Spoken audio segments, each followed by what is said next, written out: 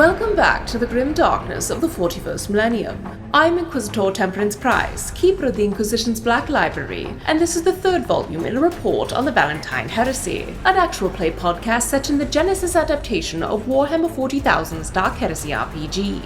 This report features Game Master Tom McGee and players Ryan LaPlante as Inquisitor Lucius Valentyne, Tyler Hewitt as Attikus Viz, Laura Hamstra as Eli Sharp, and Della Borovic as Morgan Rawls. My report shows that the Inquisitorial band's agent has married the Duke. Morgan and Eli oversaw the safety of the event, while Valentyne was shocked to learn Forest Pollard might be a former World Eater, and Attikus won the heart of the Duke and was welcomed into the sky by the King. But what will happen now that they're inside the Cloud Palace? Find out next in this episode of the Valentyne Heresy.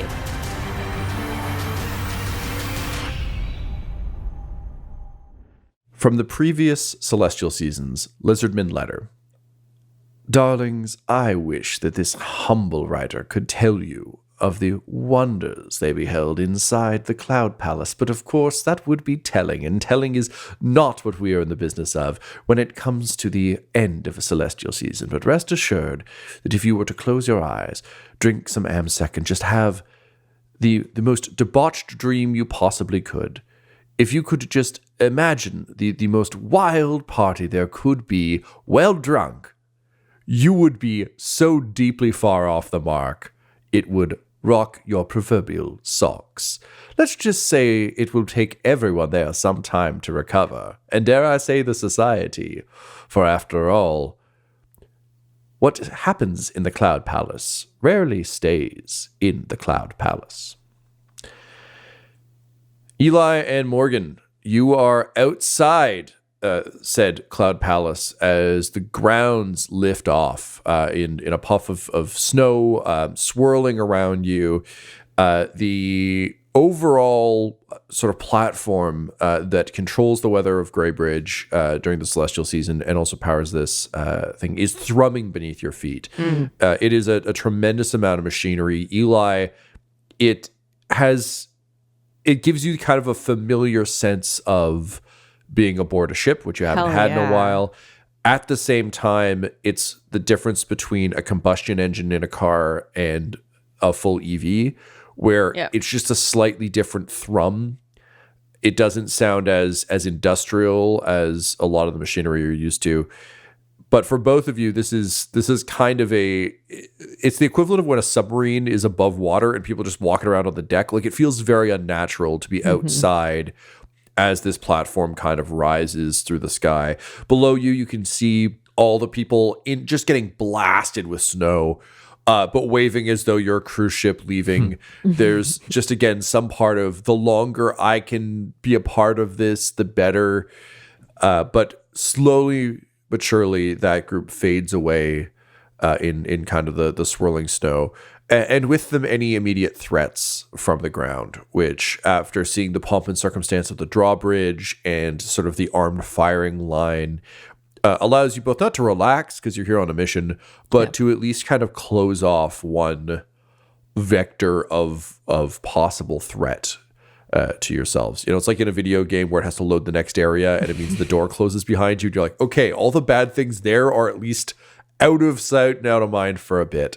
But now you're faced with a new challenge, which is the two of you are outside the Cloud Palace, which is rapidly ascending into the sky. You know that Valentyne and Attikus have gone in. You saw them go through the massive doors and enter. You can smell perfume on the air that came kind of wafting out of there. There was so much that was being held back by those doors that it's on the air like barbecue, if barbecue was made of fancy, expensive floral stuff. But you're also surrounded by a somewhat attentive royal guard. And Eli, you'd previously indicated that this poses a bit of an unpleasant change of pace from the lack of discipline. The guards are up to date on what you're here to do and why you're out here, but are somewhat leery of the two of you. You absolutely don't fit. And for those who have been kind of keeping up on the Celestial Season, the fact that one of the suitors is now a guard is incredibly strange. But also, this is King Frederick we're talking about. So a weird flight of fancy isn't so disruptive but they are kind of leery. A pair of guards sort of approach the two of you, and you can tell, Eli, from their bearing that these are veteran troops. They carry themselves with the correct amount of stature. They're also sort of, as they're approaching, checking all the angles, keeping an eye out for things. And you can tell from the way they're holding their weapons that they're ready for action, even though some of the other guards are starting to relax a little bit now that they've lifted off. And they approach, I guess Morgan would probably be the one they would come up to. And they give you a quick formal nod, but in a I'm working kind of way, less pomp and circumstance, more military efficiency. And the lead guard says, I am to understand that you are here to assist in the guarding of the Cloud Palace during the party. Is that correct? Yes, it is correct. We were sent here by our king. Is there anything that I should know in particular about how you protect this floating palace? And there's just, you see a slight tightening of the jaw, even through the helmet. There's, you can tell with the cock of the head that there's a bit of a frustration at the mention that King Frederick decided that they needed backup from a couple of weirdos. Before he continues, the good news is most of the threats are down there. Now that we are up here, we are somewhat safer. However, the king does not pay us to assume anything. These grounds are large, they are complex, there are plenty of places people could hide, and after reviewing the footage of the hunt situation, I am somewhat concerned that there may be people hiding somewhere aboard. We have swept several times, but it is not impossible to imagine that someone in all the hullabaloo found their way aboard. So, my team will be continuing sweeps. We will be checking entrances and exits. I have some of my best at all the major entry points. They will be static guards. They will not be moving. However, we will have patrols, certainly, as well. And he gestures to a set of small golden bars on his shoulder pad. And he says, you can tell the rank from the troops from this. 3 bars suggest that they are veteran troopers, some of my best. 2 bars suggest that they are on their way. 1 bar suggests they are somewhat newer. However, everyone aboard here has been personally selected by a combination of me, the Space Marine, and just again, like a little hint that I would make you roll for, but I think you spent enough time in bars to just pick this up. Actually, Eli, you'd hear this too. It's anyone who's like vaguely frustrated with the captain or something, who is a little bit of like, the captain's an idiot, but I trust the XO. There's just a little sense of like the Space Marine, okay. And of course the king himself, not that necessarily carries the most weight in terms of capability of protecting said king. He is known to favor the pretty ones, which has been trouble for many guards in the past. So, for the two of you, with respect, I do not know you, I do not know your capabilities, you carry a large gun. This I can appreciate. Your servant here looks like he knows how to handle himself. My guess would be ex-military, based on the bearing, based on the way he stands, and the way he's been looking at all of our weapons like a hungry orphan looks at bowls of gruel. So it seems to me that you probably know how to handle yourselves, but I cannot take that risk on a day like today. So you may patrol. I ask you to report anything you see. Do not fire unless absolutely necessary. Please allow my staff to take care of things. If absolutely necessary, you may, of course, protect yourselves, protect the king, but I would rather that if there is weapons discharge, it comes from us who have the appropriate amount of discipline and training than a couple of off-worlders who may or may not be good at this. Is this agreeable to you? It does not matter. This is the order. It is. I have one question. That was a joke, but yes, okay, sure. When was the last time you changed your patrol routine? And like a little bit of an impression. No, it says, yes, I see. I was correct in my assumption about you. The patrols change in terms of who is on patrol or what the actual your pattern. Yes, the pattern. We had 2 patterns during the course of the party. Up here, we will have 3. The first pattern is currently in effect. It is for takeoff. There's a second one for when we are floating around, and there is a third one for when we land. I suggest adding at least... How many guards are up there? Do we know? You're not sure. You saw how many guards are there? With respect, this is not information I feel comfortable sharing with an offlander. Well, I suggest that you take several of them and introduce a randomized pattern to your regular sweeps. You don't know how long you've been watched. Can you roll me I feel like this might be vigilance, to be honest. I think it's just Eli really pointing things out. You're not really trying to persuade him. You're just making a light suggestion. He should know this. This is just like... Which is why I think I'll take vigilance, because it's basically just like you're soldier flexing in front of him. Yeah. What are our story points at, Tom? Oh, baby. You know what they're at. I'm going to give you a but 2 who has 2 and who has 3? I'm giving you a 2 and 3 where we're fresh. We're in a new situation. You know what? I'm going to be real kind. I'm going to give you 3 and 2 in your favor. We're in a new chapter. It is the party. It's Attikus's wedding night. Who knows when his next one will be? So that's my wedding gift to you, Attikus Viss. So yeah, 3 and 2 in your favor. That's I'm going to say this is a difficulty of 1 red and 2 purple. Excuse me. You are a random servant to someone who lost the celestial season who has showed up and is giving orders. That's fair. Yeah. I'd like to use a story point for the party to make things harder for our dear friend Clarence, because the last thing Valentyne needs on this earth is a randomized security element introduced on the day he's trying to figure out how security works. Eli's just too good at this. He sees a mess, he has to clean it. Yeah. Okay. Also trying to not get blown up. All right. So Ryan is spending a story point on my behalf to bump it up. So that will be 2 red, 1 purple. The temptation is strong to spend a story point on Eli's behalf, but I will abstain. So, all right. In terms of setback and boost, Come on, man. I'm gonna say you get a boost for this being a very reasonable suggestion. You're not saying, like, I think everyone should throw their guns overboard and only I should carry guns. Like, this is a pretty reasonable thing to ask. You get a setback for the reputation, for Morgan's reputation Fine. in the games. Still be What else, smirched. Tom?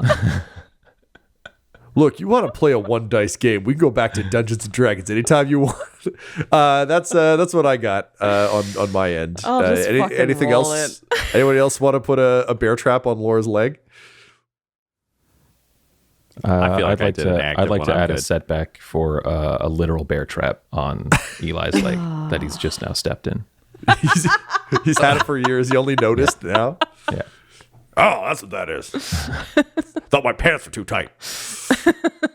I'm just gonna fucking roll, man. Go for it. Please.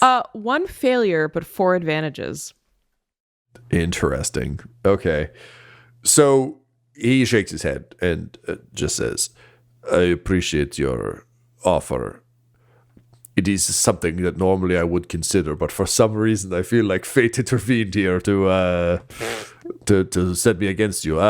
It is a good idea for future, but at this point to try and introduce randomized is too much. I cannot pull guards to give them new orders. This is we are very good at this. We've been keeping this particular king alive for a very long time. So as much as I Excuse me, I apologize on behalf of my help. He, as you can see, he is very excited about all of these, your guard and military. Good God, but eye roll. obviously, you are very skilled, and you have done this a lot for the king. I did not catch your name. What was it? Sergeant Orkos. Sergeant, I appreciate you coming to speak to us, and everything that you say is very reasonable. It seems that the king is rather unsatisfied by the space marine that seems to not be joining us this day. But I will put in a personal note to him that he has such a good sergeant on his team that is leading, that perhaps he should be leaning on you more than looking outward. But I'm certain you understand the king and his eccentric qualities, and I heard he does like having beautiful people on his ship. So please allow me to just be another centerpiece and not get in your way. Can you roll a charm, please? Does it have to be charm? Can it be deception? Because none of that is true. Oh, I guess. I Sure. love just continuing the Dell being like too good at the deception and like forgetting that she's lying. Because I am going to get in his way. I do not think this man is good at his job. I Fair just enough. picked up the bar stuff that you said of this is what this man cares about, and I am feeding it back to him. It is not real. And Voidstain is also here, correct? As Yeah, part of he's the behind me. bodyguard trio? He knows to shut the fuck up in these forgot about situations, that. though. I just So- wanted to picture him in my head. I imagine us standing like a wall, and he's just behind us in the middle, like we're talking to this Yeah, guard. I was and going to he's say, just- like, the camera pans slightly to reveal that he's perfectly hidden between the two of you. It's just very I never Buster thought I'd Bluth. be here. Just Exactly, yes. I'm just happy to see the sky. And what's the difficulty? So I'm going to say difficulty of 2. Okay. He's on duty, but also you are feeding him what he wants to hear. And I'll give you a boost for throwing in the pretty face thing. That is actually a very, very sound argument for why the king would make this call. Yep. I'm not stepping on your feet, guy. It's the king being weird. I'm not trying to step on you. Yeah, Do your I thing. am going to give you a setback, though, for the Space Marine line, because I think that of all of the lines, I that's know the one that too feels the much. most like, well, no, that's the one that feels the most like pandering. Like, oh, wow, you're second place. You're so much better than first place. And I'll tell everyone, it's like, okay, no, you won't. Also, he's a Space Marine. He's obviously better than me. I just don't like that, he gets to be a Space Marine and gets to give orders. That Great. sucks. Do I get advantage from Laura's boosts of me picking up her shitting the bed? two Dos. baby. All right, I'll take them. All right, I'm rolling it. Ryan, you want us to spend any story points to make it harder for Morgan? No, I feel good about this one. This one Okay, feels like good. it works for Valentine's plan. All This right. is the Emperor supporting this role and being like, I don't know about that last one. Amazing. I got 1 success and 1, 2, 3, 4, 5, 6 advantages. Hell yeah. Cool. That is Go away, guard man. so much advantage. Yeah. All right. So yeah, he sort of nods. You should force him to drop his weapon. Oh no, I butterfingers. I guess I'll just leave it here. Once you drop weapon, it's no good. Yeah. So he kind of like nods. You don't get much from him because he's wearing a helmet, but like nods and says, I appreciate you taking that particular tact. I suspect that will be best for all of us. As I said, please, if you absolutely have to, use your weapon. But yes, if you can be another pretty face, particularly for when the party guests start to spill outside, as always happens, that would be good. It would be nice to have some distractions so that we aren't getting our asses grabbed as much as we normally do.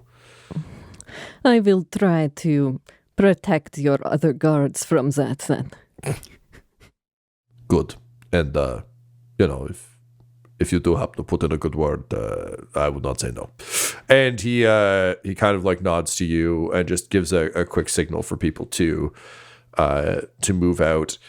And as they walk away, his partner, because all the guards are partnered up, just says, the random guard patrols would be rather just shut up. I know. We just do not have time right now. I feel very stupid that I did not think of this. Yes. All right. Move. And the two of them begin their patrol. Leaving the two of you sort of outside on the grounds, you can see there are 4 guards at the main entrance. 2 actually just have their weapons kind of at the ready. 2 are just standing there kind of, not at ease, but standing there in classic kind of guard, holding the gun down. But 2 of them are basically ready for quick action if they have to be. Okay. And you get the sense that those 2 rotate to make sure no one's arms get too tired, but that there's always people ready to shoot someone if shooting needs be done. Okay. Otherwise, the palace itself, as I said, is kind of built in a very almost Aztec temple kind of way. There aren't a whole lot of exit vectors. There also aren't a lot of windows that you can see. There are some further up, but they're very, very they're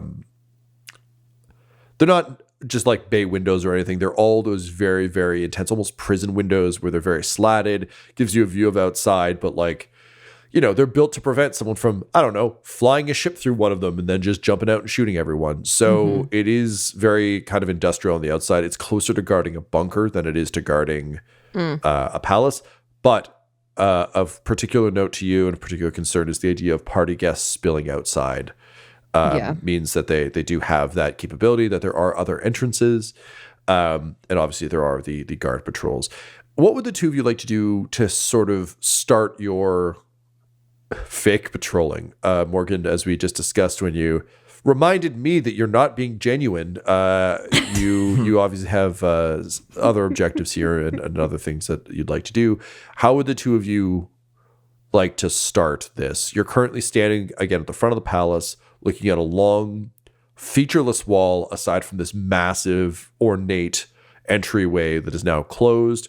You can see other guards patrolling off to your left and your right, but they're kind of moving away from you around the palace. Yeah. For Morgan, I think she would turn to Eli and just, would you like to take the first patrol? Are we splitting up? Perhaps there's more that we can see if we do. All right. Because I think if Morgan wants Eli to go with the guards, try and figure out the guard situation, where they're going, because she knows Eli's brain works for that, and he will be able to track that very well. And in the meantime, I think she just wants to walk with Voidstain and is going to pretend to be having banal conversation with Voidstain while looking through Toby. And she's not going to have Toby fly around because she doesn't know about like how much shooting or capabilities the ship has. But Toby can actually more zoom in, and he has different eye. So I guess she's going to be trying to look through Toby to just see where are panels, where are people coming out of, what does different levels of this thing look like, just trying to map it out. But while she's wandering around, she's just talking to Voidstain like, my dear, are you enjoying seeing these gardens up here, etc., etc. So the guards are feeling like, oh yeah, she's just here to look, like she's not actually doing anything. Well, I always thought that if I was up here, it would be on the arm of the Duke, but instead I find myself in an even more valuable position now, my lady. It is a true pleasure to get to enjoy the rarest sights of Greybridge with you, while also ensuring its future. Eli's like, I'm taking a route around the palace to start off with to get a sense of the perimeter. He doesn't want to listen to the fucking bullshit stuff coming out of Voidstain. Yes, Clarence, don't interrupt. And then she like takes some of Voidstain's hair and puts it like over his ear, and she's like, you flatter me so. I am so glad that we can be together like this.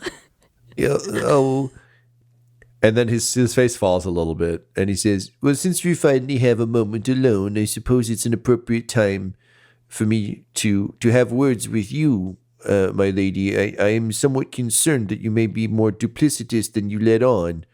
How could someone so pretty as you love someone like me? He says as the two of you begin your slow wander. Oh, it's perfect. Yeah. That's a rough first date convo. That's, god damn. He knows she's lying, but he thinks it's the wrong thing. Yeah, he has the anti-Riz. Zero anti-Riz field. So perfect. All right, so the two of you make your way off, like arm in arm, and Morgan will cut back later to find out how the end of that conversation went. Perfect. Meanwhile, inside the Cloud Palace, Attikus and Valentyne, you enter into a massive sort of entry hallway of opulence and, I think, to both of your minds, decay. Like at the root of the troubles of the Imperium is excess of this sort. As I mentioned previously, you see a lot of faces that you don't recognize because the Cloud Palace and sort of the inner circle of the king are folks who've really made it here in Greybridge and aren't really even a part of the society anymore. They travel around up here. And I think weirdly for you, Valentyne, this feels, despite the statue's kind of cavalier attitude towards the Aquila, which really pissed off Attikus last time, this feels more proper, like Imperium hobnobbing than what you've seen previously. There's just a sense here of unchecked power and the ability to just unplug. And as evidenced by the bacchanalia you find yourselves in, everyone is in varying states of undress. There's a lot of open collars. There's a lot of robes with like the Zardoz like mankini thing going on. Oh, wow. It's just a lot of, it's a very much like a Roman orgy level of just rich people letting loose. There's all shapes and sizes, all manner of people. And there are some people who are still very much like put together, who are almost at a Hunger Games level of being overdone in terms of makeup and delivery. But it really does kind of feel like we are so far gone in terms of our connection to the Imperium and to the society beneath us and to just life in general that we can just kind of live whatever we want to live here. But you also see the immediate signs of addiction, sleep deprivation. Like these people are living very badly, and it's a reflection of their king. You see in the sort of like manic pitted eyes of a lot of these people that, you know, stimulants are clearly being passed around quite freely, and these folks are just indulging. There are servo skulls zipping around everywhere, delivering drinks, delivering sort of packets of white dust, and all manner of things. But that's all behind the king, who is still standing in front of you, having just greeted you and brought you in. He smiles very broadly and says, okay, so I've got two major things we've got to deal with before we get too far down this crazy road we're going tonight. And he puts his hands on your shoulders, Attikus, and you see him do one of those classic, like, ooh, when he like touches the metal, where the metal joint touches your flesh. Yeah. He says, okay, so I am overjoyed that it's you and not one of those other pricks who won this whole shebang. This is great. And, you know, I can tell that my nephew has feelings for you, which is like a nice bonus, I guess. Not really what we needed, but hey, you know, to each their own. I remember when I was a young guy, I had a lot of those stupid feelings too, and it's very silly and it's very cute. All that said, I want to make sure that this is a perfect night for him and a perfect night for you. And here's the thing, and he leans in real close and he's like, right now, and I mean this with all the love in my heart as your future uncle, you're kind of fucking hideous for this thing. And he like knocks on the arm and says, this won't do. We can't have you just walking around with a giant, ugly weapon of war just attached to your body like this. Because if you get mad and drunk or high and you want to like throw fists, I don't want you punching a hole in my building. Okay. And second, this is not becoming the nobility of Greybridge. Like, we got to keep putting on the show. I don't know if you know this, but my patrons are pretty high up back on, you know, the blue and green. At least I think those colors are there. I don't know. Anyway, they're big on Terra, and I don't want word getting back that I've let some fucking robot boy join the family. So this thing, and he like gestures the arms, like, this has got to stay up here. Now, and he turns to you, Rabute. He's like, I know you're going to get mad about this. I've seen how you two work, and I know the idea of just leaving big old Punchy here is probably not going to sit too well. But I want you to know that because you're here, because when you're here, you're family, you'll still have access to your weapon. And I didn't forget about you there, little bandana guy. I processed your order. I have your precious, illegal heirloom weapons waiting in a case as well. But basically, I'm going to need you to lock all this in a safe box. Now, only you'll have the key. None of my people are going to fuck with it. I don't trust any of them to swing an arm this big, let alone that sword. So the good news is you'll have all the access you want to it. Bad news is it's got to stay here. But as I said, I want this to be a good night for you and Wickstrop. So we had a little something whipped up. And a couple of servitors to send with a beautiful, very, very fine golden arm.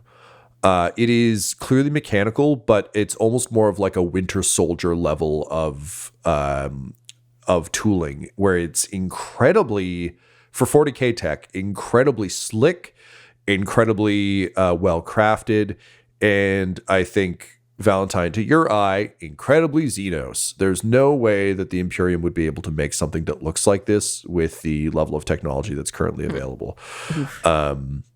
Or to do so would be so overwhelmingly expensive that it would cost the planet in order to do it. So he says, so we got to install this. I'll give the keys to your boy here. He'll have them. He'll be able to open it up whenever you need it, but it's got to stay in our weapons closet on the second. We've got a whole guard facility on the second floor. We've got a bunch of safety chutes that lead right down there. There's panic chutes everywhere. You'll be able to get to it if you need it, but you can't come in here with that thing on. We're cool, right? That's cool? I understand, Your Majesty. I would like to personally see to this. He gestures to his arm, weapons storage, however, and also to have my man Rabute and I both have a look at our confiscated weaponry just to ensure that they are in a satisfactory state before placing them in the storage. Sure. So I can take him to do that. I don't know. Hey, buddy, do you have some way of observing stuff? I know you wear the blindfold thing. Is that just like is that your kink? Like, what are you? I was talking to you, Rabute. Yeah, Rabute will just remove the blindfold to show the mechanical eyes. Oh, you got robo peepers. That's cool. That's cool. Did that hurt? That must have hurt. Rabute just nods while already in a half bow and just says, "A great deal, my liege." Oh yeah, no, you can stand up. You can stand up. We got to talk in a second. You're the second point of business for me. So no, stand up. Let me take a look at you. All right. So you got robot eyes and robot ears. Fuck, that must have hurt. What did you do to get those? It was a tremendous battlefield injury that caused all of this, but my life, my eyes, and my ears were spared by my Lord Van Houten. Oh, that's nice. Okay, yeah. So you just got a whole robot thing going. That's cool. It's cool. I guess if I ever like lose a finger or something, you can come give me like a robot finger. That's great. Okay, great. So, listen, my lord, you're going to be needed all over the place. Everyone's dying to meet you. And I know you feel like you did the rounds down there, but you're not going to have fake war heroes parading around looking like a bunch of dipshits up here. These are the real power brokers of Greybridge. And if you fuck off upstairs, they're going to assume you went to bed to go have sex with your hot husband instead of talking to them. And that's going to be a slight that you cannot come back from. So I'll take your guy here, Rabute, upstairs, show him where everything is. He can tell you where all your stuff is, but you got to stay down here and glad hand. And when I say glad hand, I mean not glad power fist. I mean like just shake some hands or smooch some people if you want. I don't know. I'm not judging. You figured out you started out with my nephew. You see what's what. But like, yeah, no, I'm not taking you into the bowels of this building to show you the boring. I barely want to go there. In fact, I am only going there because my fucking Space Marine didn't show up today. So I'll take him. I'll show him around. We got to talk through some shit anyway. And he like does like a winking finger gun to you, Valentyne, which again, like I'm sure you're able to parse what these things mean, but all these gestures are so foreign and out of place. But you know, Frederick. Yep. Valentyne just goes, "Ha ha!" We're gonna get along great. So look, we got these little servo guys, and he points up to the skulls, and you can see they've got a bunch of Mechanicus shit, but it is again like golden and fancy and doesn't look Like, you get the sense that this is what Gideon Kochov's, like, desk drawer looks like. You know, it's just a bunch of things that look like they'll get the job done, but they just don't look right. And I think, Attikus, particularly to you, like, wrenches don't look like that. That's not how these things look. These things will swap the arms real quick for you. And again, we're going to leave them with your fancy punchy arm. So if you need it in a pinch, you just pop it back in. They're even going to fix some of that yuck that I found with my hand just now. I don't know who put this thing on you, but they butchered you. So you'll have a nice, easy socket to, just click right back in there. It won't take more than a couple minutes. You can just go in that I don't know, that fucking coat room over there. He points to like what's clearly a very nice sitting room. So it's like, you can go sit in that fucking coat room and get it done. It'll just take a couple minutes. You can take a look at the arm too. Like, I don't want you to feel like I'm trying to pull one over you on you or anything. It's full of fun things. I included some cool stuff. You've got like a fork and a knife set in there. You got like a little laser for like cutting food if you don't want to use the knife. I include some marital aids, just in case you want to get freaky tonight. So there's all sorts of fun shit in that arm. And if you need to punch something, it'll still fucking really hurt. It's made of metal. Like, it's not just, I didn't give you some stupid beep boop, I lift things arm. It's good shit. Specialty shit, if you get my drift. So you can take a look. You can examine it first. I don't want you to feel like I'm fucking you over or anything. But no, you can't come upstairs to the guard floor. That's for robo peepers over here. Well, to your point, Rabute is, in a sense, my eyes and ears, and I would like him to look over this striking appendage you have to offer me. I've got a much more striking appendage, I assure you. But yeah, sure, cool. Christ. Yeah, okay, Robo Peepers, you go take a look. You guys go sit in the room there. You take a look. I'll stay over here, so you can, if you gotta say like, no, I wish you picked a different color or whatever, like, that's fine. Gold is my favorite, but maybe you got something you prefer, some stupid metal from space or something. Go take a look. I'll be waiting right here, but like, don't take too long because we really got to start introducing you to people. And I do really got to talk to your guy, Rabute. So you want me to do that first, or you want to go take a look first and then we'll talk? Please. My man is at your disposal. I wouldn't keep the king waiting. Great. So he says, you go take a look. I'll send him over in a sec. Pulls you to one side, Valentyne. He says, all right, listen. So you seem like a guy who really knows your shit. Is that fair to say? I do my best, Your Highness. Yeah. Because like I can tell from the fake Hilton stuff, you wear those pretty comfortably. So I'm thinking maybe that sword and that gun aren't necessarily big, handsome and punchies, but probably yours, right? You got a military background? Is that, you said you lost your eyes and ears in a war thing? You a war guy? I served alongside Lord Van Houten, yes. All right, that's good. Well, hey, look, here's the problem I'm dealing with. You know that guy in the white armor? Well, that guy's called a space marine, and they're like a really big deal. They're really cool, and they're really good at stuff. Unfortunately, they've also got egos the size of a planet. You know, the Adeptus Astartes. Oh, the Emperor's chosen son. It's like, oh, they're such a big deal. So sometimes they get ideas in their heads, and they just want to do their own thing. And who's going to stop them? They're literal angels sent by our beloved, whatever the guy. So, what I need, and what I think you can maybe do, since you're kind of marrying into the family, is I'm going to need some better help around here. And I'm judging based on the weapons and also the fact that you managed to keep like Big Arm alive through this whole debacle, that you're probably the guy for the job. So if you're amenable to it, I know you love your beloved lord and whatever, but I have money and influence and power the like you wouldn't fucking believe. So all I'm saying is, officially you'll be working at the palace anyway, but I want to make you a deal. I want you to work for me. And I'll show you around, I'll show you kind of how things work upstairs. Give it a think, but like, I think we could really do some cool shit together.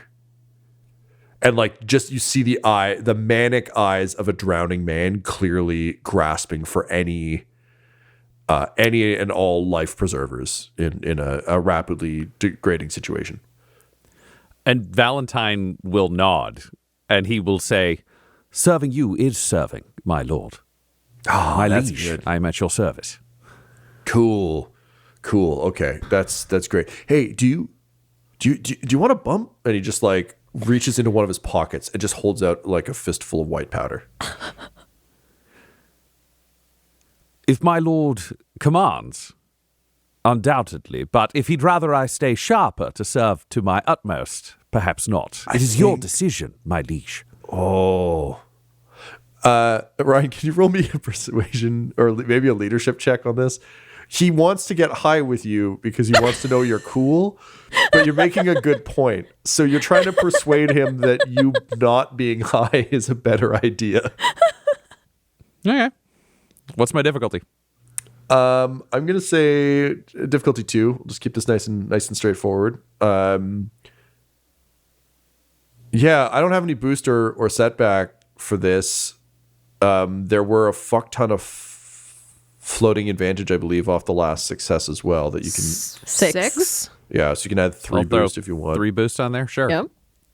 All right, let's see what happens. 1 failure, 1 advantage. So he says, "Nah, man. Look, that's good. That's the kind of thinking we need around here. But I also need to know whether you're cool or not." So Valentyne does a bump.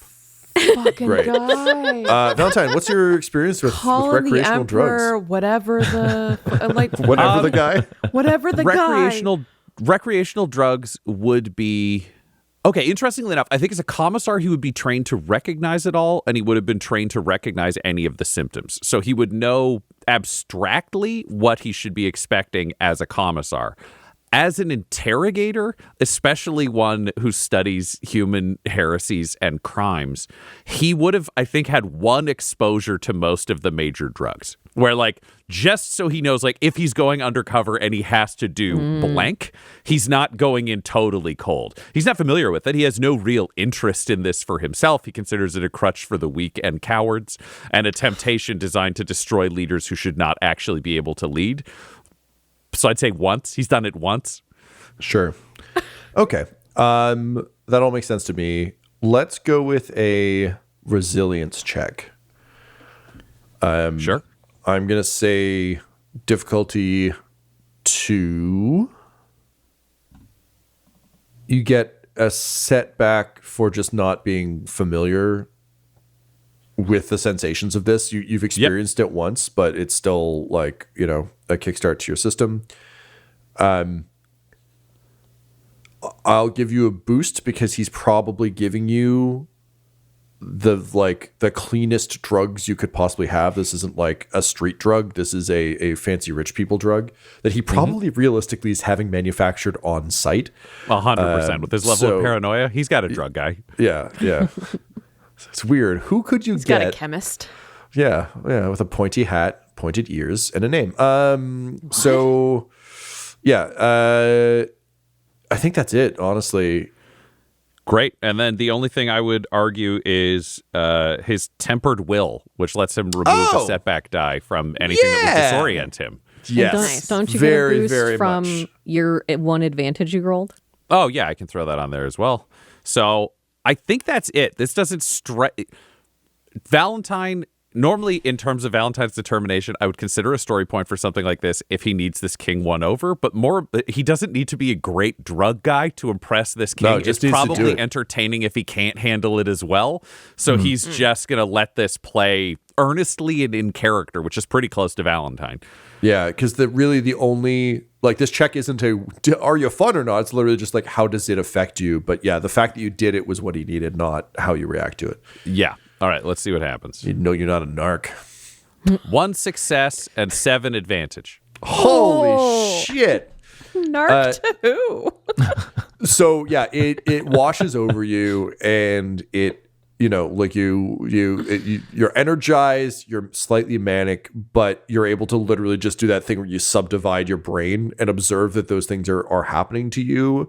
And I think particularly with your tempered will, you'll be able to counteract them. So I won't give you any setback for, which was really what this check was about. Any setback moving forward to skills where normally you're better because you're You're jacked up. Also, realistically, given the visions you've been getting of the Emperor being desecrated fairly regularly, like this feels like a cool breeze compared to those. So easy enough to shake it off. But the king is just nodding in kind of that like Jack Nicholson anger management way of just being like seeing like is like. Also, I think Valentyne, you can tell he's so worried about losing Forest Pollard as like his weapon that someone who seems like he's more like him is like such a gift to him. Like he's just really excited about the prospect of someone who won't be a stuffy space marine about stuff like getting high on duty. So he says, okay, great. Okay, you go take a look at the robotic arm. Please convince him to wear it. I can't begin to express how bad it's going to be if he tries to wear that out. Also, realistically, I might just have to have him shot if he starts walking around that arm. And like, we don't want that. We like him a lot. I like him a lot. And I know you do because he gave you those eyes. So go convince him to wear the arm. Take a look. Do whatever you got to do. Look it over with your robot peepers and shit. And then when you guys are ready, come back out here. I'll introduce him to a couple people, say some words. I'll take you upstairs, show you where we're going to store it. I'll show you where your weapons are. And, give you a little tour of the side of things you'll be dealing with. Because there's a lot up. We got a whole command floor.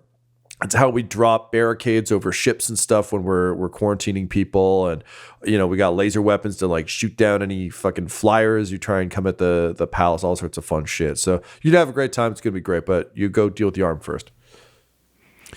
Understood. Happy to help, Your Highness. That's great. All right. Go quick. Valentyne is walking back to Attikus.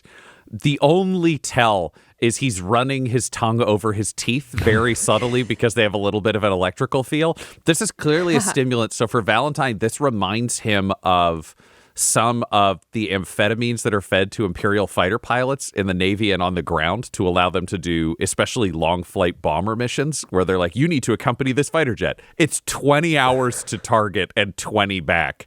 They just meth them up on the flight. So he's sampled some of that from his training. And it's like, yeah, he's just extra energized and extra sharp, but his tempered will lets him ignore extraneous stimuli. It's not all equally important. So he's filtering it out. Using the same skills he learned for combat to not get tunnel vision to focus on one thing, because the moment you lose situational awareness in combat, you're fucking dead. But he's going to approach Attikus in this sitting room. Yeah, it's the king called it a cloakroom, but really it's like a big round sitting room with like there's a central round table, a couple of giant wingback chairs, and just bookshelves, rounded bookshelves all the way to a massive portrait of the king, like, super jacked again, like all of it's like Conan the Barbarian, like Frank, I forget his last name, but Fraza, I think. Franzetta? Yeah, Franzetta, thank you. Yeah. It's like all those like super ripped version of King Frederick under an Ehrlich, like shooting it with a hunting rifle. It's weirdly kind of what happened to Morgan, but if it was like airbrushed on the side of a van. And as soon as Attikus rolled in with the servos, a guard literally like walked in, was like, everybody out. So everybody cleared out. The two of you have it. The guard nods to the two of you and just kind of like closes a privacy curtain almost. Like it's a little bit like, they close it enough that they can still see in, but that you have some degree of privacy. They also understand it's an intimate thing, like having a prosthetic removed and having like a quick, no matter how quick the surgery is, this is still like kind of a big deal. Yep, Valentyne would throw a quick Imperial Guard sign language because with the amount of people who comment on their veterancy in combat, it's so clear they have no veterans on staff in any of these places. So he can use Imperial Guard sign to be relatively confident it's not being overseen. But still, his level of professional paranoia is he just signs, assume we're being overheard.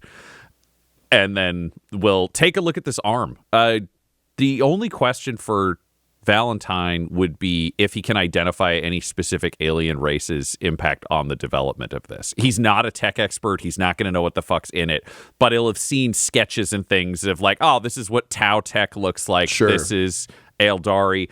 Also, interestingly enough, they Jokero are these like weird little monkey creatures in 40K who are known to be weaponsmiths. They're incredibly rare, but if you're looking for elaborate like rings that can shoot laser blasts out of them and all that kind of shit. Jacaro relics are like the most common and arguably still legal-ish. Jacaro were so useful that people have held on to those, and like they're just super pricey because they're good. And there are still a few Jacaro existing, kind of hauled around by the Inquisition, who are just I mean, Imperium's like, at least you're a simian. Like, it's cool. Primates, Yeah. it's fine. You're in the basically ballpark. just human-ish. Genetically speaking. Okay, so Ryan, let's get you. Do you have? I would take scholastic lore or forbidden lore. I think would I've probably got forbidden be the lore. two. All right, let's go with forbidden lore. I think that makes that covers what you're talking about. Great. What's the difficulty? I'm going to say difficulty of 4 because it is designed to look Terran friendly. So like you can imagine this as a like I'm imagining it almost as an armored gauntlet. Like I mentioned the Bucky thing earlier, but it's just a very like fancy futuristic robo prosthetic. Well, you can still see the gears and stuff between the fingers. Like when I say armor, like, you know, like medieval armor kind of arm. So it's not like it's a perfect, you know, iRobot level of like, this is or like Star Wars, like Luke's robot hand. It's not covered in flesh or anything. It's just a very nice, slick robotic arm. Yep. So all that to say, it's more difficult because it isn't clearly Xenos, because it has been overly styled to look like something that the Adeptus Mechanicus would be cool with. Yeah, and they're trying to make it look stylish, which is not any alien species idea. It's like, now we'll make human aesthetics. It's like trash for anybody. Yeah, except for could I the use- Apple Store vibe of the Tau. Yeah, sometimes this would be a pitch, so you can let me know or Sure. not. I do have the Auspex, which can see through certain amounts of metal, and it normally would add 2 boosts to perception checks, but it would let him see the internal workings of some of this arm, theoretically. Could I throw those boosts on this? Yeah, even though yeah, I'd it's buy that. more Sure. cool. That's about everything I've got. Yep, I'm not going to burn any star points on this. Holy shit. These were not my odds, but amazing. Triumph, 3 success, 2 threat. Whoa. Wow. Yikes. Okay. So in looking at this, it's clear that it is a riff on a standard sort of Imperium prosthetic that is built to not be a weapon of war. You know, if you're just trying to replace, like, a High Lord of Terra needs an arm and doesn't want one that looks like it's full of valves and pistons. You've seen this kind of theory thrown around, but it's clearly been redesigned and elevated. Based on the sketches that you've seen previously, you can definitely see some Tau influence, but it seems more in theory and sort of design principle than in actual fact. So it's definitely not built by Tau, but it looks like someone appreciates some of the aesthetics and has worked them in. In terms of the actual mechanics, this reads very clearly Eldari to you. Interesting. So he takes that in and knows that. So he would read this as, I guess this is a question for you, Tom, within his own interpretation within this. Is he reading this as an Eldari expert who's playing with Tau and human technology, or does he read this as somebody who's like got some Xenos flavors and is adding them into human You tech? read it as a Xenos cook cooking with Xenos and human flavors, not a human cook. Because you've seen Gideon Kotov's version of this, and Gideon Kotov's version of this would be like, I found these 4 things and I stapled them together in an interesting way, and then my contribution was that I added like a case to hide some of it. This is very much, if you like, it's very much, this is very clearly Eldari tech bent to look like Terran tech, with some hints of Tau, which again, from what you know of the Eldar, is also vaguely heretical. Like, that's not really their jam. That's fucked up in its own right. But yeah, so Kotov and the Mechanicus he's dealt with, to use the cook metaphor, they're cooks. They have a recipe and they put it together. This was made by a Xenos chef. They're putting together pieces and actual alchemy of it. He's just going to look at it, nod, turn to his lord and say, "My lord, this will be a necessary change for you. I will ensure that your current prosthetic is maintained and safe. Necessary, Rabute. Yes, sir, necessary. Yes, well, very good then. I suppose we should proceed. Rabute just nods. And are these tools specifically for us to use, Tom, or is there an expert here to actually as you work nod, with this? the two servitors just descend down, and there's a quick puff of a mint-scented spray, and immediately, Attikus, you feel your shoulder and body just kind of go numb. Just sort of a pleasing tingle, almost as though you're receiving a massage, but you can't feel anything around the attachment point. And then these things immediately get to work. And as they are sort of sawing and cutting and reaffixing, they're modifying essentially the socket to take the new arm, but also to reaffix your old arm. So they're basically taking this from because as we learned in your origin story one shot, like this was basically power welded onto you as quickly as possible. So it's a bit of the equivalent of like when they first put Anakin in the Vader suit and they just kind of like slapped it on top of him. They're like, good enough. And then over time they just like took the pieces off and like kept like treating him and everything else. This is almost the equivalent of that, where they're just modifying it such that the arm can easily be removed and reattached without having to gut you. Like it's almost putting in a ball joint thing. They're adding mechanisms, all that. What you are pleased to see as you watch is that they are modifying the power fist as quickly as they're modifying the socket. So it's not like we're taking this out and there's just a bunch of wires and shit hanging out of it and it can't be reattached. It is clearly being rebuilt to kind of click back in. But also I think for you probably in some ways it's like literally like watching someone dissect your own arm. Attikus has immense paranoia about this kind of thing. Anytime someone has offered to help him with his arm, they have sabotaged it, except back at headquarters. But no, he hates this. This is one of his limits, and he's being pushed. Are you being pushed to a role, or is this just kind of if you want to ask for a role, but like this is like he hates this. Yeah, I feel like if Valentyne wasn't here being like, you should do this, then I would probably... That's the only thing that's bolstering him, as he was given an order. Yeah. Like subtly, but yes. Okay. So I think you'll just roll with it as the arm gets modified. I think Valentyne, based on the triumph you just had, I'll say that very definitively there is no chicanery here. You're able to keep an eye on everything and ensure that, nope, these things are doing exactly what he said they would. After some time, the arm is fully removed, and I think the servos probably like plug it back in. Attikus, you can feel it.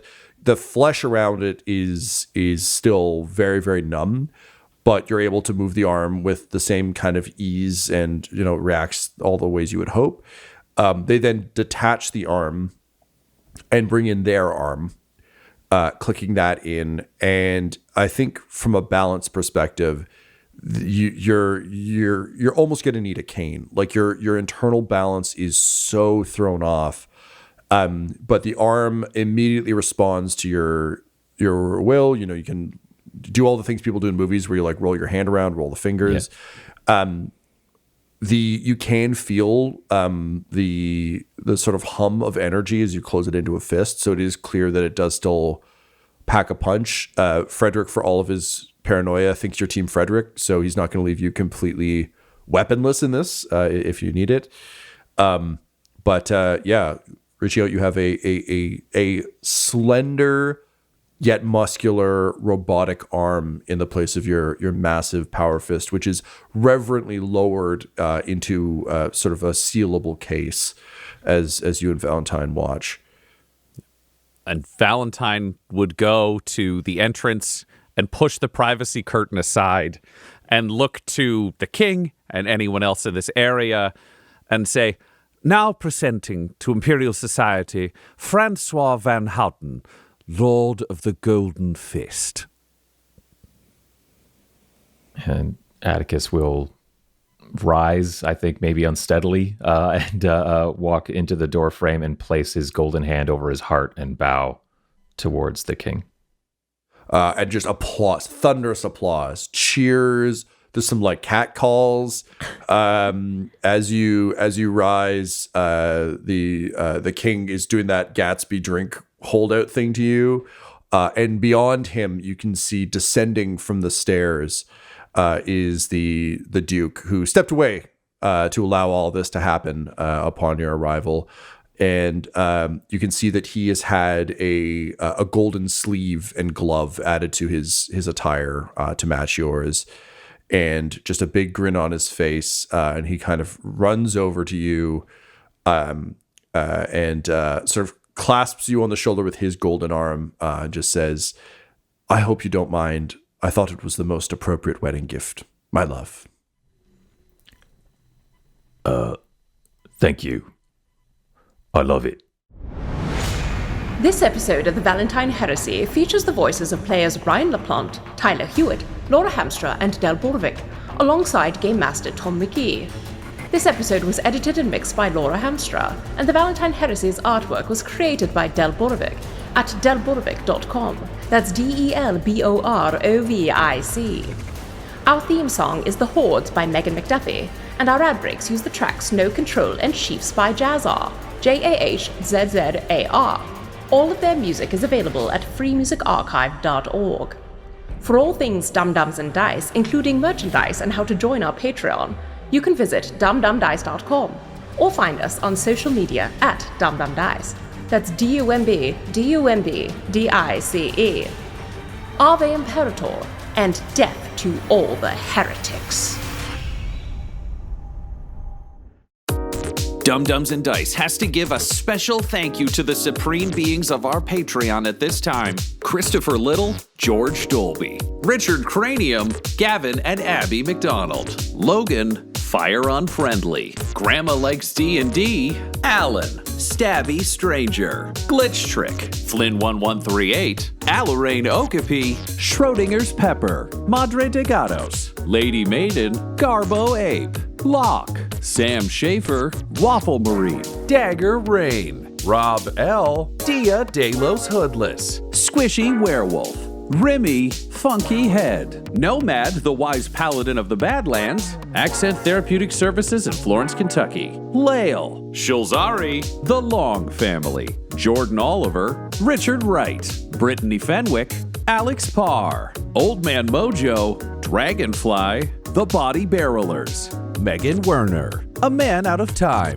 Curtis at FingerTechRobotics.com, Panda24NN, Shendra D, Your Homeboy Bones, The Gata Family, Ellis Hatch, Odigenous, Dan the Welshman, Afflicto Gaming, and Jill and Noel LaPlante. If you want your name to be added to this list, you can join our Patreon too at patreon.com/dumdumdice. Thanks to them, and a little bit of thanks to you.